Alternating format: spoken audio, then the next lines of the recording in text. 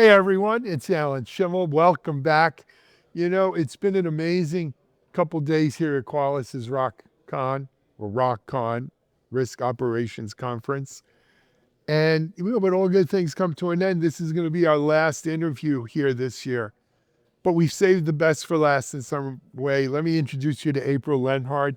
If you are a Techstrong TV aficionado, you might have seen April talk at our RSA coverage I guess it was last May was RSA or April, something like that. Yes, sir. Maybe it was April in April. But April, first of all, welcome back to Techstrong TV. Thank you. It's great to have you. I was kidding about the aficionados. Most people have no idea you were on in April. Of course. But tell them a little bit about your background and what you do here at Qualys. Yes. So I've been in cyber threat intelligence for about a decade. I started as an intelligence analyst, actually.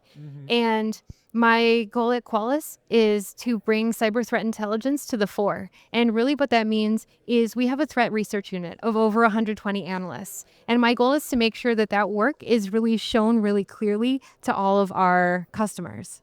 Absolutely.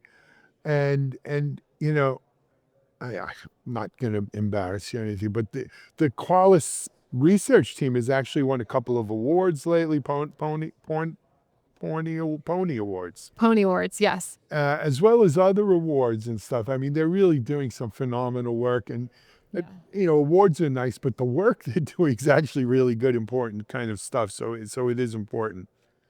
You know, April, I started a security company in 2001, venture-backed security company, and we were in vulnerability management, network access control. And I remember going to, at the time, I think it was still called Citibank. It wasn't Citi yet, it was Citibank. But talking to one of their global CIOs, they had 3 global CIOs, and he told me that it took them 90 to 120 days from the day of a Patch Tuesday release to actually apply to remediate. Yeah. And I remember thinking to myself, that's crazy. 90, because even back then, 90 to 120 days was forever, right? But he said, they would rather make sure they don't break anything else than rush to fix even the most serious vulnerability. It's when I knew security had issues. We had issues. Now, that gap is commonly referred to today as the mean time to remediation, right? Right. And a lot of our security metrics and how we measure performance of security teams are built around that MTTR. Talk to me a little bit about MTTR, how your work at Qualys helps that, and what Qualys is doing to kind of close that gap. It's not, let me just say up front, I don't think anyone waits 90 to 120 days anymore. But what do we do? What is the average gap and what are we doing to close it?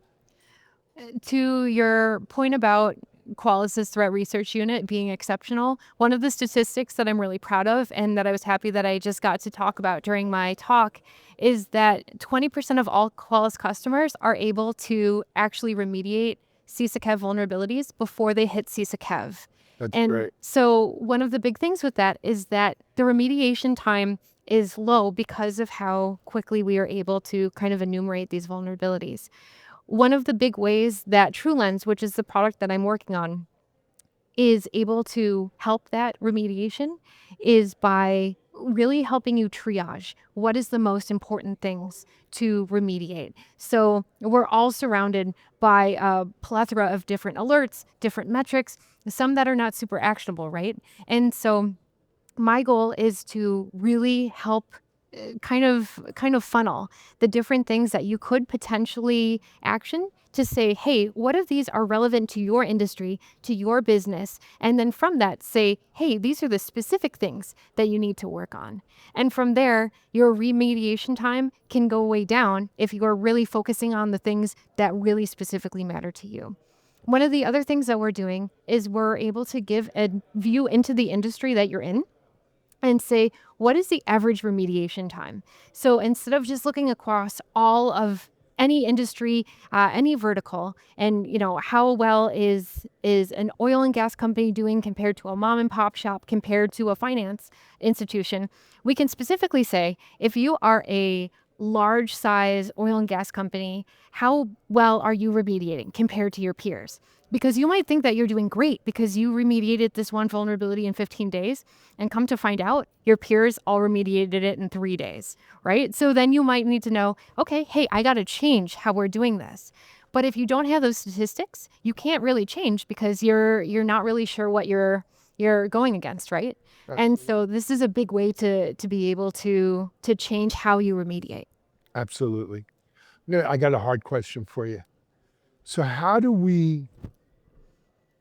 you take MTTR? How do you take those sets of statistics and feed it into the ROC to deliver to an executive and say, look, because we've lowered our mean time to remediation by 20%, we've lowered our risk by X percent.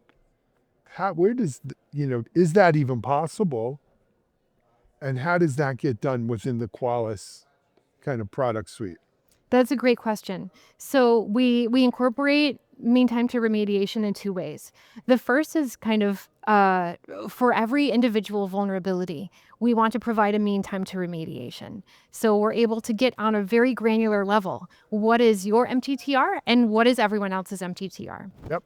We are also able to say, kind of at the bird's eye view, at the very strategic level, how are you doing with your remediation versus how are others doing? So you're able to say, taking aside one or two vulnerabilities, actually looking at everything, what does that look like? And those are statistics that you can share with the board, with different stakeholders, with investors, and those are things that you can really incorporate into that workflow. I love it. I want to turn from MTTR to MTTD, mean time to detection. Well, let's first, I love throwing acronyms at the audience, but I said it's mean time to detection, but what does that actually mean? When you're thinking about mean time to detection, think of from when a vulnerability is first introduced to our system. So when is the vulnerability first acknowledged as a vulnerability, to when on your systems do you say, hey, this asset is associated with a problem? When do you know that there is a vulnerability? When is there risk introduced?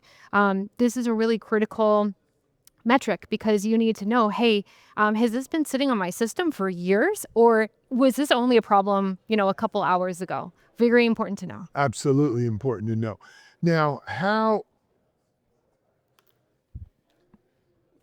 do we measure that to quality? So, because to a certain extent, well, it depends on what kind of threat intel you're getting, how vigilant you are, how well, the whole, everything. And some of it is pure dumb luck, I think, too. How do you quantify for the luck and quantify for all these things and say, okay, because you're using Qualys, your MTTD is lowered somehow? There are definitely certain aspects where if you're looking at espionage actors, if you're looking at these really long dwell time actors, you are going to then have them, of course, associated with TTPs where they will use vulnerabilities that will be in the system for a long time, right? But if you're looking on average, if you're looking at 0-day vulnerabilities, if you're looking at kind of what we see typically in the daily news, the most critical thing is being able to run scans and detect these things as quickly as possible. And with Qualys, we have such a robust system. We are able to really give you kind of as small of a delta as possible from when we first know about it to when it's detected. And that's really kind of the critical timing that we're looking at. When we say timing is everything, or we're looking at those metrics, that's what we're looking at. I agree with you. One last topic I want to throw, and that's AI. It's changed everything this year. How's it changing what you're doing? It's changing what we're doing in a big way. So we are leveraging agentic AI where you can ask questions like, hey, I see all these different risks and vulnerabilities. Help me triage what to do next. What Qualys, what do you see in the system in terms of the assets that I need to look at first? And then when you have the system, how do you incorporate it with all the other products? So now instead of kind of having to do all of these disparate pieces alone, we are able to say, hey, let's automatically, using agentic AI, be able to connect with all the other products you're using in the ecosystem.